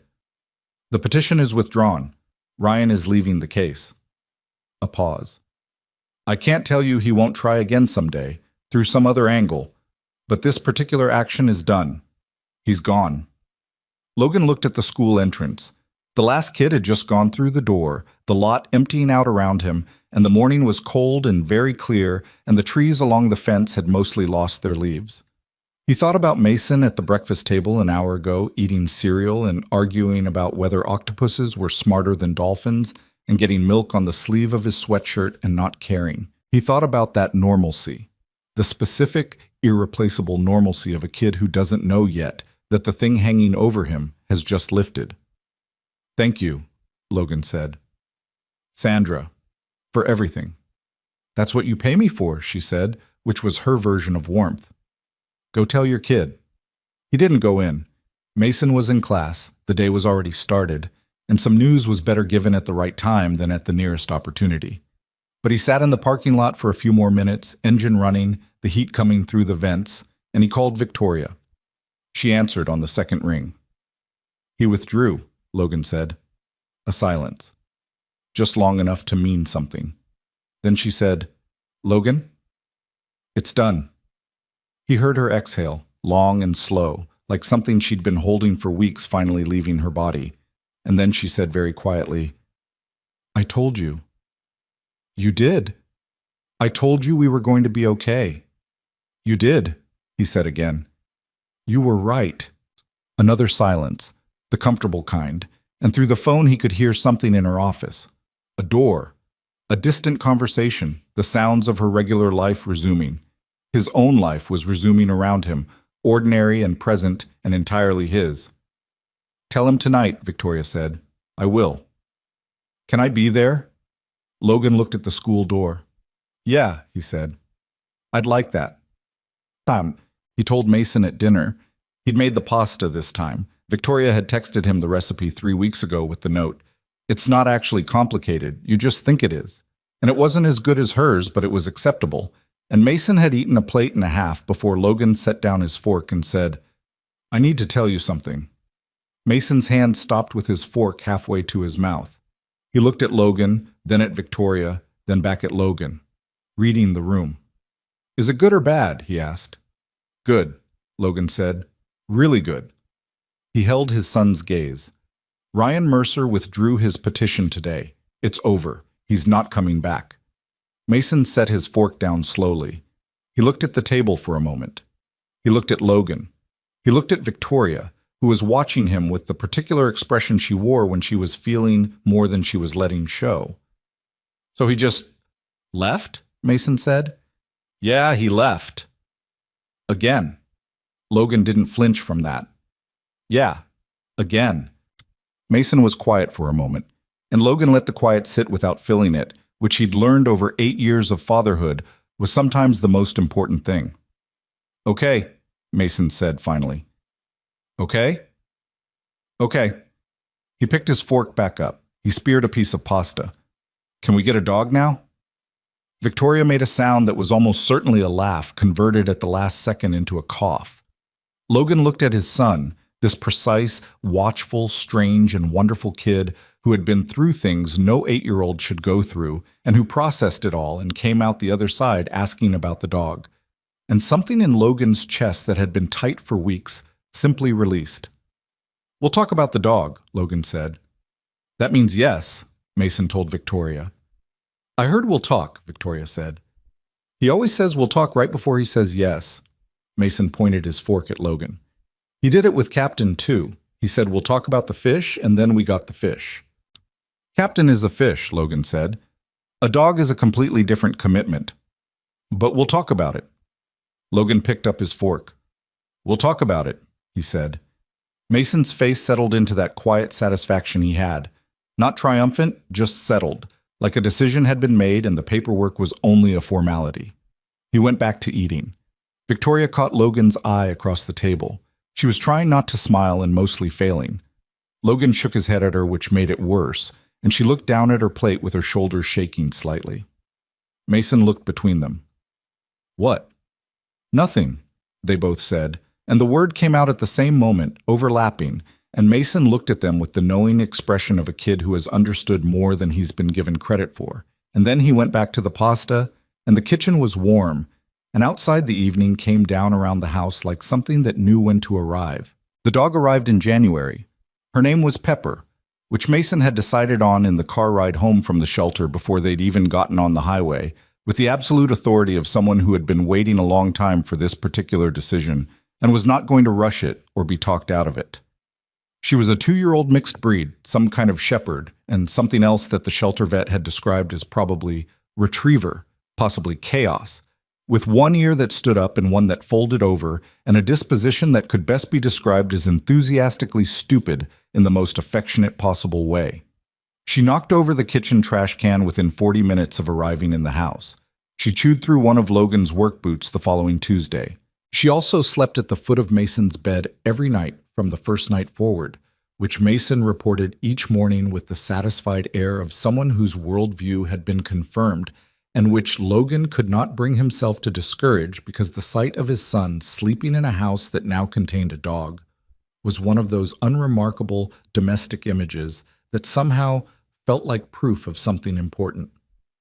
Victoria met Pepper on a Saturday, and within 15 minutes was sitting on Logan's kitchen floor, letting the dog lick her face, which was not a thing Logan had ever imagined the CEO of a mid-sized technology consulting firm doing, and which he chose not to mention because she looked genuinely happy in a way that made his whole chest complicated. "She's insane," Victoria said from the floor. "Yeah," Logan agreed. "I love her." Mason will be insufferable about that. Mason is already insufferable about her. It's earned. She looked up at Logan from the kitchen floor with her hair slightly disheveled and dog saliva on her cheek and her eyes bright, and he thought, not for the first time but with a clarity he hadn't had before, that this was the version of Victoria Hale that the world didn't see. The version that existed after the boardroom and the armor and the performance of executive competence. Just a person sitting on a kitchen floor being happy about a dog. He didn't say any of this out loud. He just offered her a hand up, and she took it, and Pepper immediately tried to get between their feet and almost succeeded. The months after Ryan Mercer's withdrawal had a particular quality that Logan hadn't expected. They were quiet. Not empty, full actually, busier than the years before in certain ways, but the specific noise of dread had gone out of them, and in its absence the ordinary sounds of life were louder and more distinct. Mason's voice at dinner, Pepper's nails on the hardwood floor, The particular sound of Victoria's laugh when something surprised her out of her composure, which was a sound Logan was developing what he could only describe as a dependency on. He'd gone back to Sandra in November to begin the formal adoption paperwork. He hadn't told anyone right away, not Victoria, not his mother, not Darnell, because he'd needed to sit with it privately first to understand what he was actually doing before he said it out loud, and it became a thing that existed in the world beyond his own head. Formally adopting Mason would change nothing in practical terms. Logan had been Mason's father in every way that mattered for 8 years, and in every legal way that counted for 4. The guardianship had been complete and unchallenged except for those 8 weeks with Ryan, and those 8 weeks were over. Adoption was a different document from guardianship, with different language and a different weight, and what that weight meant was this: that no future Ryan Mercer could show up with a lawyer's letter, because there would be no legal gap for anyone to step into. The adoption would close the door permanently. It would make the thing that was already true into something that could not be untrue. Sandra had looked at him across her desk when he'd sat down in November and said, without preamble, "Adoption?" "Adoption," Logan confirmed. She had nodded once, with the particular satisfaction of a lawyer who has been waiting for a client to reach the right conclusion. "It's straightforward given the circumstances," she said. "Ryan's voluntary withdrawal clears the path. The process takes approximately 6 months from filing to finalization. We can have you in front of a judge by spring." "Spring," Logan said. "April or May, most likely." He'd driven home that night thinking about spring, which seemed far away in November and then suddenly wasn't. He told Mason on a Sunday morning in December over the particular chaos of breakfast. Pepper underfoot, eggs on the stove, Mason eating toast at the counter with the systematic focus he brought to most meals. "I want to talk to you about something," Logan said. Mason looked up. He'd gotten better since the fall at not immediately assuming bad news. The tension that had lived around his eyes for those 8 weeks had mostly eased, though it came back sometimes when Logan's phone rang at odd hours, or when certain things made him think of the courtroom. He was still 8. He was allowed to carry things that were working themselves out. "Is it about Pepper?" Mason asked. "The chewing?" Logan glanced at the corner where the dog was sleeping with aggressive innocence. "We'll get to the chewing. This is something else." He turned down the burner. "You know what adoption means?" Mason nodded carefully. "It's when someone officially becomes your parent, like legally." "Right."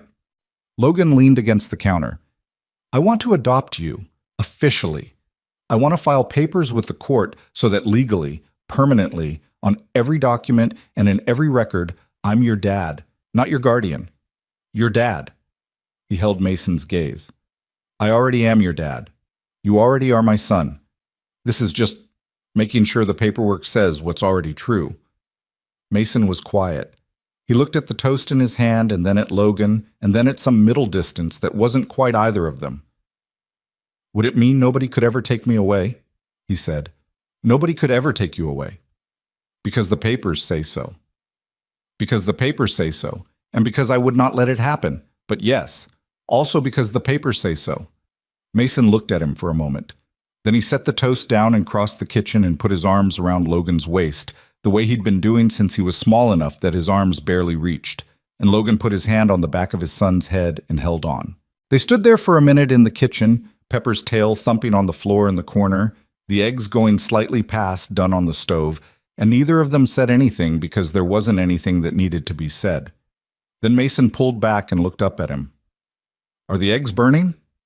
Logan turned around and took the pan off the burner. "A little. I'll eat them anyway." "I know you will." Logan told Victoria that evening, after Mason had gone to bed and Pepper had settled into her crate and the house was quiet. He told her about the meeting with Sandra in November, about the paperwork filed, about the spring date. He told her the way he'd learned to tell her things, directly, without editing, trusting that she could receive information without needing him to manage her reaction to it. She listened without interrupting. When he finished, she looked at him for a long moment across his kitchen table. Then she said, "You've been carrying this since November. I wanted to understand it before I talked about it. How long does it take you to understand things before you talk about them?" "Depends on the thing." She was quiet. Not hurt, processing, which was different. Why are you telling me now? He thought about the honest answer, which was that he'd been telling her everything for months, and keeping this one thing back had felt increasingly wrong, like a stone in his shoe. Not disabling, but present, noticeable, something that needed to be dealt with. Because you're part of this, he said.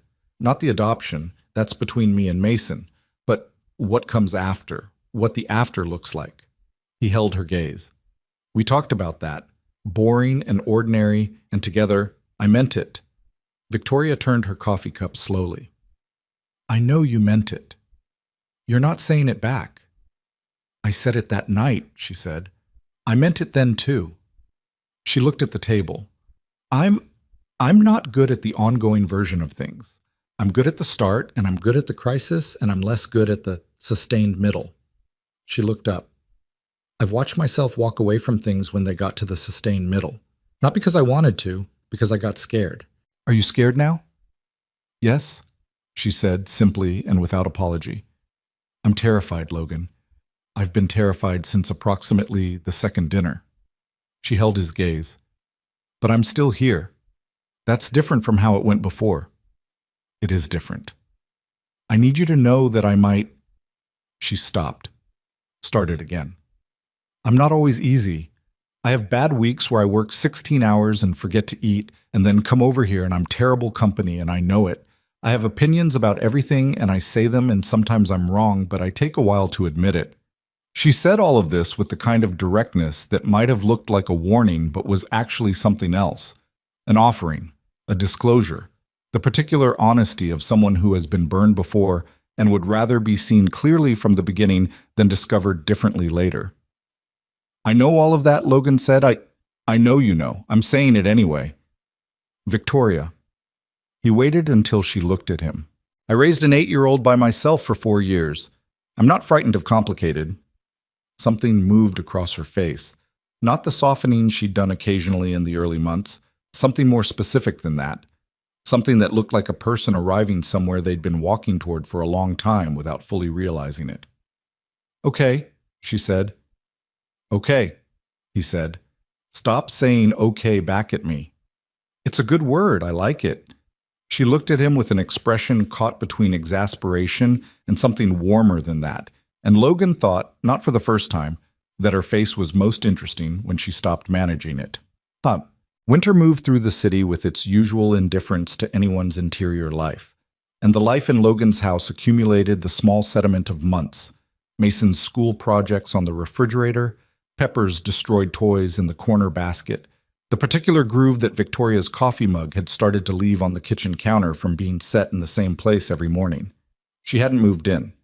The key she had was still framed, in both their minds, as practical. But she was there most evenings, and she was there Sunday mornings, and she was there for the school play in February, where Mason had exactly 4 lines and delivered them with the focused intensity of someone performing for a much larger room than the school gymnasium. And she sat beside Logan in the 3rd row, and at one point grabbed his arm without looking at him, her eyes on the stage, and held it for the entire scene. Barbara Pierce had, by December, started calling Victoria our girl, in the particular proprietary way she attached to people she'd decided were important. Victoria accepted this with the mix of bewilderment and warmth that Barbara generally provoked in people who weren't prepared for her. She called me our girl again, Victoria told Logan on the way home from a Sunday dinner at Barbara's. She does that. I'm 30 years old. I run a company. She calls Darnell our boy, and he's 35. Does Darnell mind? Darnell loves it. Logan glanced over. Do you mind? Victoria was quiet for a moment. No, she said. I just don't know how to receive it exactly. My mother's idea of affection was telling me my presentation could have been tighter. Yeah, Barbara's not like that. No, Victoria agreed. She's really not. She was looking out the window at the passing streets, and Logan could see the particular expression she wore when something had gotten past her defenses without her fully noticing, the slight softening, the almost imperceptible relaxing of the way she held herself. He didn't point it out, because pointing it out would have ended it. He'd learned that about her. The things she needed most were the things she retreated from when they were named too directly. So he just drove, and she sat beside him in the quiet of the car, and whatever was happening in her, The slow installation of something that functioned like belonging, he let it happen at its own pace. What? The adoption hearing was set for the second Thursday in April. Sandra had moved it twice, once for a scheduling conflict on the court's end, once because the finalization of one subsidiary document had taken longer than expected, and each delay had cost Logan something he couldn't quite name, a kind of sustained tension in his chest that he'd started to mistake for his resting state. The week before the hearing, Mason started having trouble sleeping. He didn't say this directly. He never said things directly when something was big enough to actually scare him. He just started appearing at Logan's bedroom door at odd hours, not distressed exactly, just present, standing in the doorway in his pajamas, with Pepper at his heels, wanting the reassurance of proximity without asking for it. On Tuesday night, Logan found him sitting on the top step of the stairs at 11:30, the dog beside him. He sat down next to him. They both looked at the dark stairwell for a moment. "You okay?" Logan said. "I keep thinking about something," Mason said. "What?" "What if something goes wrong at the hearing?" Logan turned to look at him. "Like what?" Mason picked at a thread on his pajama sleeve. "What if they say no?" "They're not going to say no. But what if they do?" Logan thought about easy reassurances, the kinds of things adults reach for when children are scared, and set them aside because Mason was not a kid who was comforted by easy reassurances. He was a kid who needed actual logic, actual reasons, actual information. "Here's what I know," Logan said. "Sandra has filed everything correctly. Ryan's petition is gone. The court already has my guardianship record, which is 4 years of being your dad with 0 problems. There's no legal reason for them to say no." He paused. "But more than that, even if something procedural got delayed or needed to be refiled, which Sandra says won't happen, but even if it did, that doesn't change anything about us. You're already my son. You've been my son for 8 years. A judge can make it official on Thursday, or 6 months from Thursday, or 6 months after that. It's still true." Mason was quiet, working through this. "But it would be better Thursday," he said. "Yeah," Logan said. "It would be better Thursday." Mason leaned against his shoulder. He was getting tall. Logan had noticed it this winter, the way the top of Mason's head was suddenly higher against him than it used to be, the particular bittersweet arithmetic of a kid growing. "Victoria's coming," Mason said. "Yeah." "Good." A pause. "She cried at my school play." "She didn't cry. She was holding your arm super hard and her eyes were very shiny." "That's not the same as crying." "Dad." "She's composed," Logan said. "She has a very composed face." "She definitely almost cried," Mason said. "I could see it from the stage." He said this with the satisfaction of someone filing away useful intelligence. "She's going to cry at the hearing." "Maybe." "You're going to cry at the hearing too." "I'm not going to cry at the hearing." Mason looked up at him with the expression of someone who knows something and is choosing to be gracious about it. "Okay," he said. They sat on the stairs for another few minutes, Pepper pressed between them with the shameless warmth of a dog who understood that proximity was a form of comfort and offered it freely. Then Mason yawned, a huge, unguarded yawn, and stood up. "Okay," he said. "I'm going back to bed." "Good." He went down the hall, Pepper pattering after him. At his bedroom door, he stopped and turned back. "Dad?" "Yeah." "Thanks." "For what?" Mason thought about it. "Just everything," he said, with the vagueness of someone who means something very specific but doesn't have the exact language for it yet. Then he went into his room and Pepper pushed in after him and the door clicked shut, and Logan sat on the top step alone for a while in the dark house and was, in the quiet and unwitnessed way of a person who doesn't make a show of things, profoundly moved. Thursday was overcast, the kind of April sky that couldn't make up its mind, clouds moving fast enough that the light kept shifting. Logan wore the same suit he'd worn to the preliminary hearing, and then, in the car, decided this was bad symbolism, and went back inside and changed into the navy blue one that Mason had once told him made him look like someone important, which had been his son's highest compliment at the time. He picked up Victoria on the way.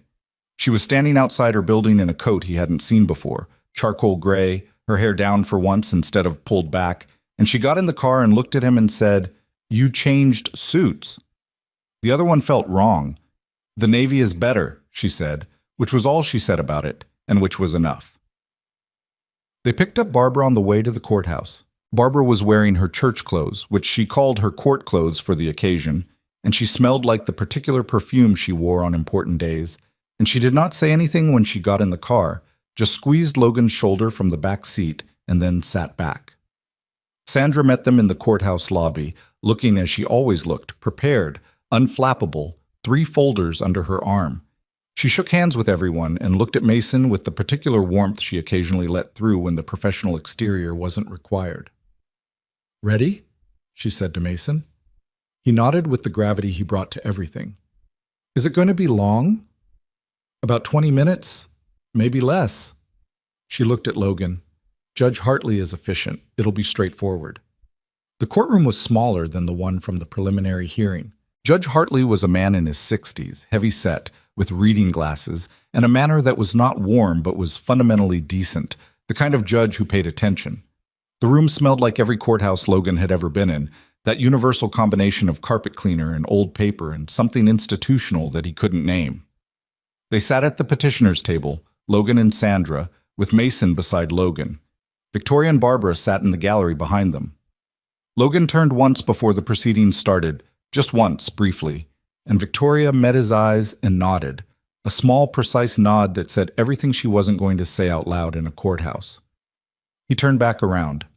Sandra presented the petition. She walked through the documentation, the guardianship record, the 4 years of care, the cleared legal path following Ryan's withdrawal, Mason's established history in his school, his medical care, his life built in this specific home with this specific person. She said Logan Pierce's name with the particular professional steadiness that Logan had come to understand was her form of advocacy. Judge Hartley read. He asked 2 procedural questions that Sandra answered without hesitation. He looked at Mason directly, which Mason bore with extraordinary composure for a 9-year-old. "Young man," Judge Hartley said, "do you understand what's happening today?" "Yes," Mason said. "My dad is officially becoming my dad." Judge Hartley looked at him for a moment.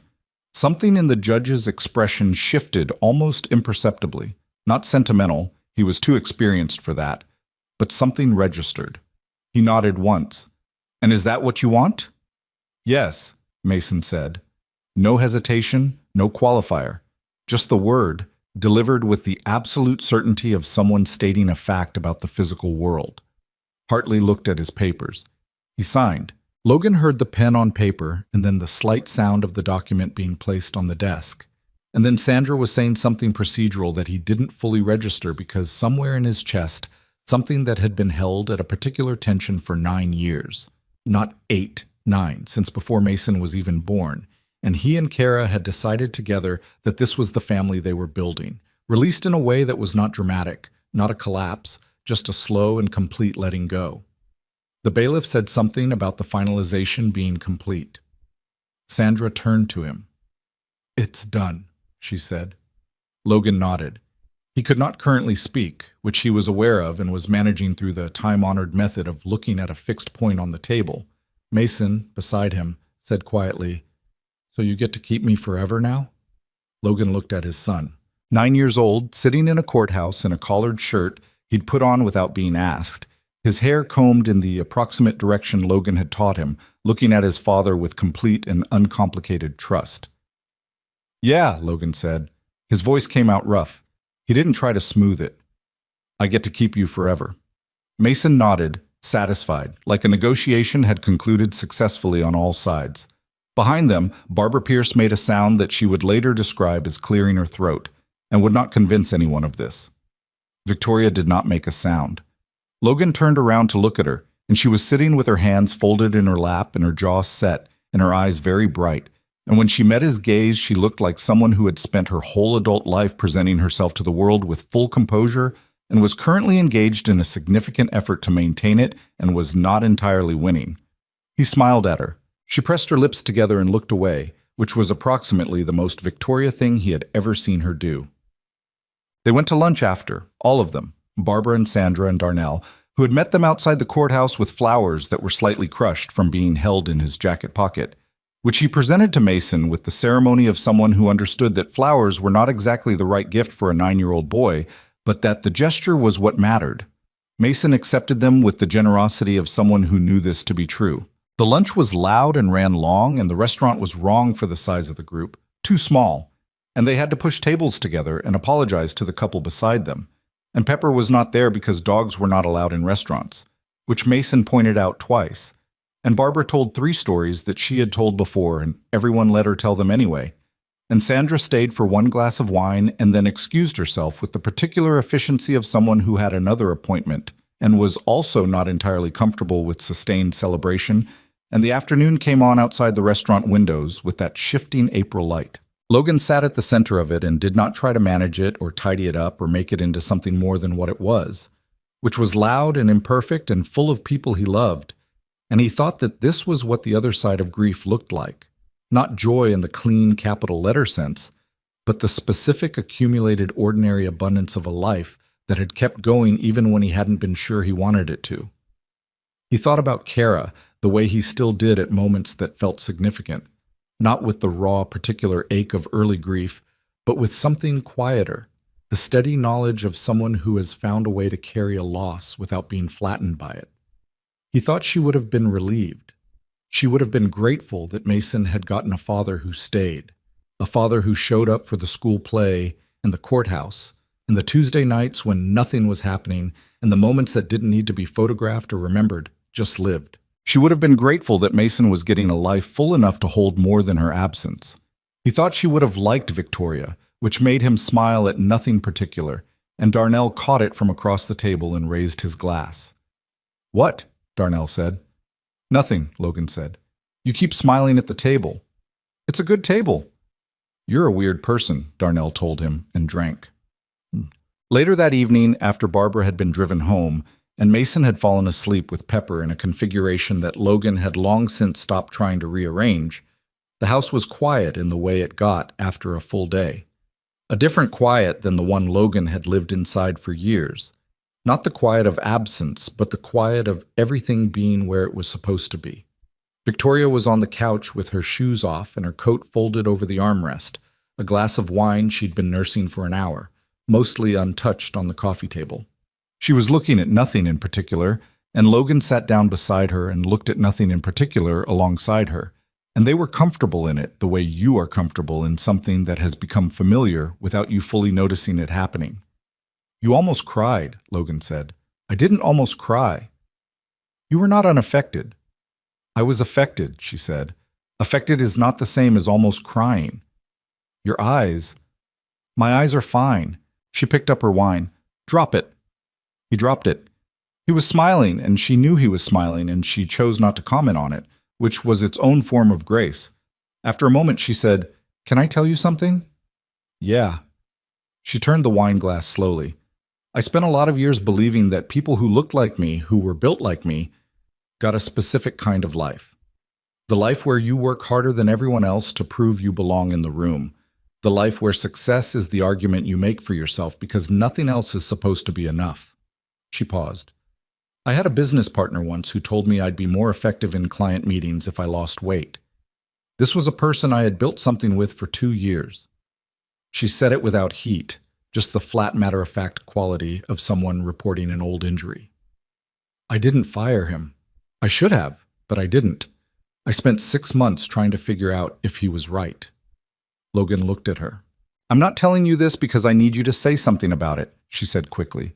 "I know you're going to want to say something about it." "I'm going to want to say several things about it," Logan confirmed. "Later. I'm getting to a point." She set the wine glass down. "The point is that I came into this, into you and Mason and all of it, with a very specific belief about what I was allowed to have, which was the work and the success and the professional respect I'd earned, and not—" She gestured at the room, at him, at the general fact of a Thursday evening in April, on a couch in a house that was not her house but felt like something adjacent to hers. This. Why not this? Because this is the part that requires someone to choose you, over and over. On the ordinary days when you're not impressive and you're not performing and you're just a person in a kitchen who needs to be loved the way regular people need to be loved. She looked at him. I didn't think someone was going to choose that. I didn't think I was going to be someone who got chosen for the ordinary. Logan was quiet for a moment. Then he said, I chose you on the second date. The coffee shop. When you got down on the floor with Mason and answered every single one of his questions. She blinked. I didn't say anything because it was too soon and I didn't want to scare you, he said. But that was when I knew. You were on the floor answering questions about octopuses, and I thought, he stopped and started again. I thought, that's a real person. A person who takes an 8-year-old seriously is a real person who would take everything seriously, and that was it. Victoria looked at him. The composure that she'd been holding on to all day finally, not collapsed, because that was the wrong word for someone like her, but settled. Like a door she'd been keeping closed had just quietly opened. You should have said something sooner, she said. Her voice was slightly unsteady. I didn't want to scare you. I was scared anyway. I know, but you stayed. I stayed, she said, like she was confirming it, for herself as much as for him. He reached over and took her hand. She turned her hand over and held his, and they sat on the couch while the house settled around them and the night came down outside and Pepper moved somewhere in Mason's room, the soft thump of a dog rearranging herself, the ordinary sounds of a life.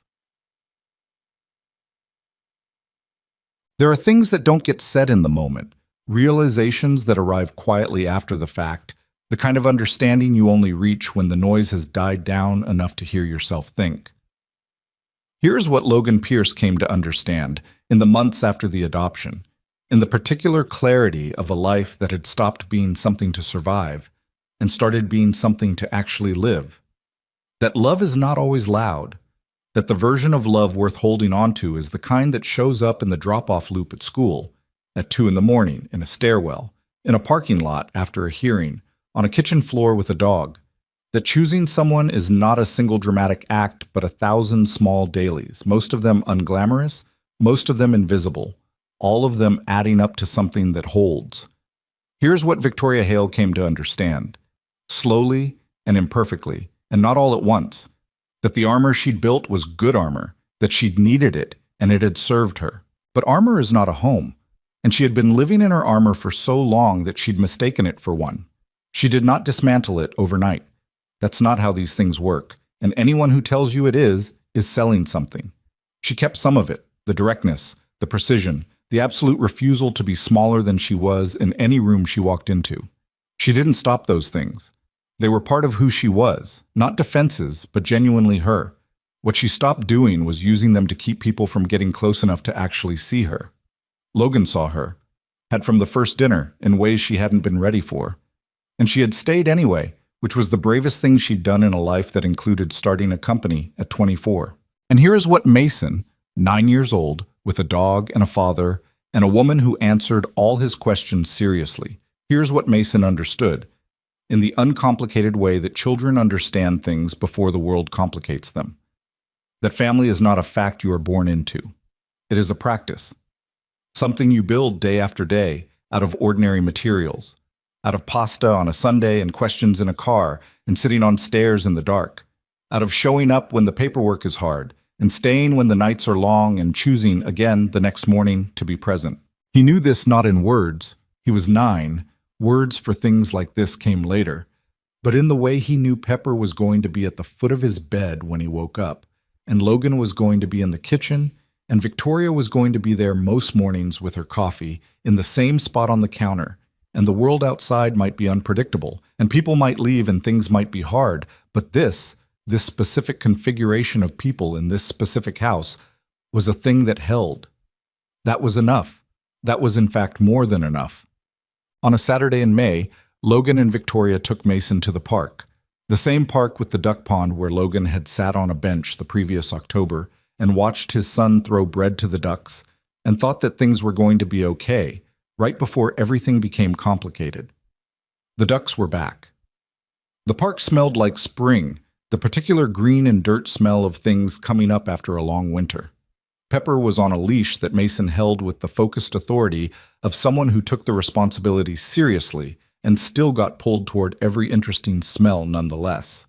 They walked around the pond, the three of them and the dog, in no particular order, Mason out front with Pepper, Logan and Victoria a few steps behind. They weren't talking about anything significant. Mason was narrating something about the ducks. The sun was out for real today, actual warmth in it, and the park was full of the ordinary Saturday world. Victoria was wearing sunglasses and a jacket she'd left at Logan's house last month and apparently decided was now her jacket, and she was watching Mason with the expression she had when she thought nobody was looking, open and unmanaged and quietly, completely happy. Logan watched her watching him. He thought about all the things that had had to happen for them to be standing here, the things that had been lost, the things that had come back wrong and had to be fought, the specific accumulation of choices and accidents and ordinary courage that had assembled this particular moment on this particular path on this particular Saturday. He thought about how easily it could have been different, how close it had come to being different several times. He thought about how glad he was that it wasn't. "You're staring," Victoria said, without looking at him. She could apparently feel it. "I'm not staring. You're doing the thing where you look at something and think about it too hard." "Maybe," he said. She glanced over, just briefly, over the top of her sunglasses. "What are you thinking about?" Logan looked at his son ahead on the path, at the dog pulling toward the water, at the ordinary May afternoon that was not dramatic and not cinematic and was entirely and completely enough. "I'm thinking that Darnell was right," he said. "About what?" "He told me I needed to get out of the house." Logan looked at her. He was right. Victoria looked at him for a moment. Then she shook her head, but she was smiling, the real one, the unguarded one, the one that changed her whole face. "That's what you were thinking about," she said, "among other things." Ahead of them, Mason had stopped at the edge of the pond and was crouching to look at something in the water, Pepper sitting beside him with enormous self-restraint, the two of them considering the same thing with the kind of synchronized focus that happens between people and animals who have become genuinely attached. "Dad," Mason called, "there's a really big one." "How big?" "Really big. Come look." Logan and Victoria walked up beside him. There was, in fact, a very large duck near the bank, regarding them with the impartial expression of a creature that has no particular opinion about human beings and their various complications. Mason looked up at both of them, the duck, the water, the Saturday world in all its plain abundance. "We should bring bread next time," he said. "We should," Logan agreed. Mason stood up. Pepper immediately abandoned the self-restraint and lunged for the water's edge, and Mason hauled back on the leash with the practiced effort of someone who had been doing this for 4 months and had gotten stronger. "Pepper, no," he said, with the firm patience of a small person who has learned that some battles are ongoing. "No, stop. We've talked about this." Logan caught Victoria's eye over Mason's head. She was laughing, quietly, to herself, the kind of laughing that doesn't need an audience. He loved that kind. He loved that he knew the difference now between her performed ease and her actual joy. He loved that he got to see the actual joy. They walked on around the pond, the three of them and the dog, into the ordinary afternoon, into the open and unscheduled hours of a life that had room in it, room to breathe, room to be imperfect, room for a boy with a dog and a father who stayed, and a woman who had learned, slowly and against her own expectations, that she was allowed to belong to something. No dramatic ending, no bow tied cleanly on top, just the path and the water and the light and the people who had chosen each other, walking forward into the rest of it.